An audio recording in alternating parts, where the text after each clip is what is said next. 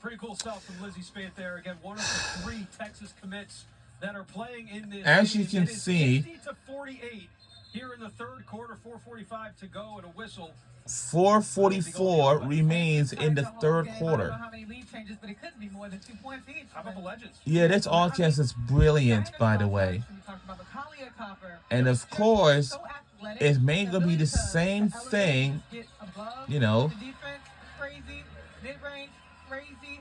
A champion, and what I've loved about Ka is her journey wasn't linear, right? She got it out the mud. Yes, she was a McDonald's All-American. And when she first got to the league after her time at Rutgers, she had a final fit, right? Then she goes to Chicago under the wing of who else? Who was it? Candace Parker. And they won a championship together in 2021. So now she's a legend in Phoenix. We're in her home and still giving. You mind if we carry on in that conversation? Because Kahleah Copper was a big part in the new CBA for the WNBA. A huge 7-year landmark deal that really transformed what labor meant in women's sports. Ari, I'm curious what your initial reactions were when the negotiations maybe were taking place and transpiring, and what the final outcome was, and maybe some of the reactions that you've been getting, because nobody's closer with the players in this league than you. Yeah, so I've never seen the WNBA players back down from what the right side of history is. We saw them flip the Senate in 2020. We saw them stand up for social justice dating back to 2016. With the willingness to stomach a fine to stand up for what they believe in. So when it comes to negotiation, it feels dragged out. They wanted to be patient and make sure that they did it the right way, because they knew that if they did not get this right, it would be detrimental not just to women's basketball, but to women's sports and women in general. Took their time, got to a price point that felt right, added some other benefits like facilities, like housing guarantees for the first-year players, like just adding on to what they've already built. I talked to Swin Cash about the previous negotiations that she's had and how they had to just be grateful and ask for what was sustainable for the longevity of the league. So when you start talking about rev share and in the amount that they have, you wonder, like, is the league stable enough to hold the price point that they want? But the fact that the owners agreed to it, and the teams don't go for under $250 million right now, and facilities are a mandate for any new ownership groups, is a great sign for where women's basketball is. It's not a novel situation. They're building on greatness. The ceiling is now, it doesn't exist. The floor is now the ceiling. So I would also add to it, understanding who came before you as well. Absolutely. Right? The Dawn Staleys, the Cheryl Swoops, the Cynthia Coopers, the Rebecca Lobos, all those ladies who didn't have the ability to make the amount of money that these young ladies are going to be making for the next 7 years. So you also put that weight on your back to say, you know what, there are people who are going to come after us. And there's a standard that we have to uphold so those young ladies can get the money that they want and get the money that they're worth as well. So I think it's paying that homage to the ladies that paved the way before you, I think it's big. But it's even more because the price tag comes with that. They are giving them a large lump sum of their money for their efforts.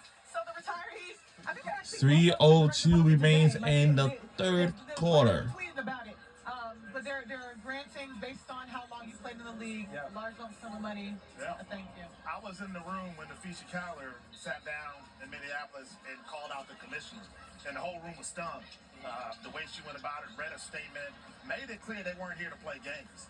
And when you talk about the franchise fees, And the 3 is good by the East.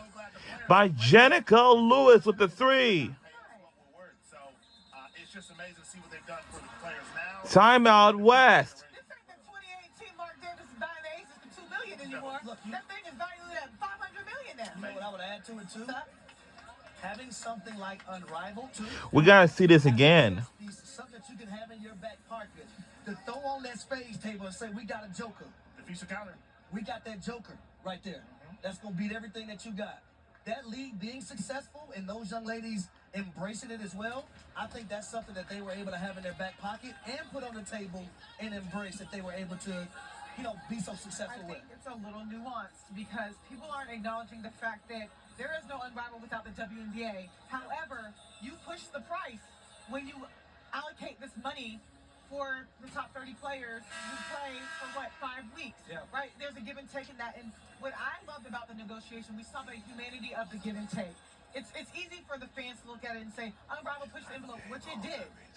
But the WNBA is the longest standing women's sports league in the United States for a reason. There's a reason why it's been sustainable for so long. And the respect that all parties had to have to come to this conclusion, knowing that they're additive leagues, but the WNBA is the core, is special. Jenica Lewis just hit a 3 to put East up. It's 56-52. I do want to continue the WNBA conversation here while we watch literally the future of the WNBA on the floor. With the max salary, Ari, hitting that $1.4 million mark, are we going to see the number of players going to play overseas downsize? Like, are these players about to be able to have a proper offseason? I'm going to give you a business standpoint. If I'm paying you $1.4 million, say a Supermax, one, I'm pushing prioritization, which is also included in the former CBA. But two, I'm not letting you risk it. Yeah. The whole point was so that they can stay domestic, they can stay stateside. There are a lot of opportunities for player marketing within the league and the teams. So hopefully, with leagues like Unrivaled and other additive leagues here, like Athletes Unlimited as well, they can stay stateside, they can make adequate pay, and so they don't have to go overseas. But there are some players that do like going overseas. That'll make a lot of I money. think that it sets a precedent of the choice of it all. You can have the choice. It's all in their hands, the agency to do what they want. We see agency happening, which is like a debatable topic with them being able to transfer the way they do in the NCAA. But when you know that you have the option to go overseas because you like traveling, because you like the type of play there, but you can stay stateside because you're making hundreds of thousands, if not millions of dollars, that's a good position to be in. Well, and I think, too, what you're going to see is the development piece, especially with young players who have had to go overseas maybe early in their careers. You don't have the continuity, being able to practice with your teammates. I just think the teams are going to continue to get better and better because they're going to be able to work in the offseason in ways that they haven't been able to because players have been scattered around. And that benefits the WNBA as a whole. Yeah. The The product is great. I mean, I do love an overseas moment where the physicality is a little tougher. You know, I see players go overseas and then come back a little tougher now. But I love the option of it all. Trinity Jones, one of those tough players, just had that little 15-foot jumper. We love a midi. Going to Clemson. Ari, I'm curious, too, about the expansion. We do the We've got same two challenge teams like we. coming to the WNBA. How does that not only provide more opportunities for the players that are currently in league, but also the players that are on the floor right now? I'm particularly excited for the Toronto Tempo. Canada has been begging for a team. The demand is there every single time there's been a WNBA game in Canada. It's been sold out. But to answer your question, Sam, more roster spots. Right. The whole debate was, do we want to add more roster spots or do we want to expand the team? What I love is that there's a new team in a new city. And the shot is good by the East. Teams like Philly, you're going to have the Connecticut Sun, which is very, very controversial right now. Moving to Houston, reviving the Houston Comets. What do you think about that move, by the way? I have very mixed feelings. I don't know if it's By Ashley Cooper from Wagner, San Diego. And she committed to University of Nebraska. Which they have already made that shot rate. We are now under a minute to go in the third quarter of playing. Myron's probably going viral right now. Might as well make it two. Well, guys, it's Another Big Mac, by the way. all chance are very good alternatives because you can see going behind the rim I still can't or so on. This is not going to be the same thing at the Final Four, but if anybody likes it, I think this will be nice. As long there is some space, though. That's all. What's up? The rule now is players essentially have to stay for 3 years in college before they can go to the WNBA. Do you think a great freshman should have the opportunity to go from college directly to the next level? I think that we're going in the direction that the money that's allotted to them can be sustainable so you can have a career. And that's going to do it for the third quarter. Fourth quarter is up next. And of course, It just creates a well-roundedness so that we can have CBA negotiations like we had. It gives you the experience of playing. It's a completely different level when it gets to the WNBA. Even the best of the best. You've seen number 1 overall draft picks get cut. It's just too much of fragility with your roster position in order so to we'll say, see you yes, guys in the school. fourth I quarter. stay in school. I'm sorry.